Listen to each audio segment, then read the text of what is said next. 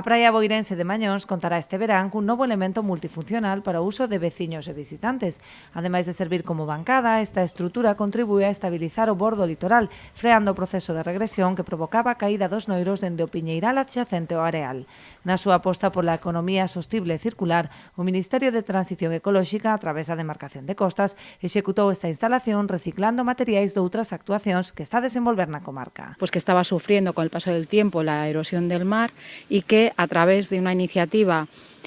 bonita que implica la reutilización de los pretiles que acabamos de ver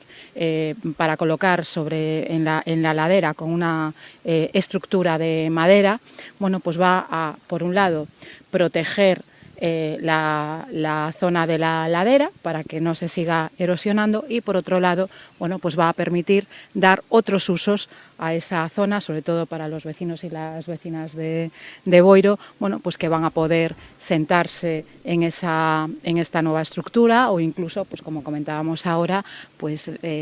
para mamás y papás que puedan pues en esa estructura pues aprovechar para pues lavarle los pies a los niños o cambiar a un bebé, es decir, es una estructura multifuncional y que al mismo tiempo entra dentro de ese concepto que manejamos ahora mismo y que yo creo que es tan importante para la sostenibilidad de nuestro planeta, que es la economía circular, ¿no? Ademais desta obra que supuxo un investimento próximo aos 25.000 euros, a demarcación de costas do Estado ten en marcha outros proxectos en Boiro, como a futura senda litoral na ladeira do Chazo. Que estuvemos falando dun proxecto de senda litoral que se vai facer na praia da ladeira cunha inversión de preto de 200.000 euros que xa se enviou o proxecto á dirección xeral e, bueno, xa está encamiñado ese proxecto. Era un proxecto que viñamos traballando xa nesta anterior legislatura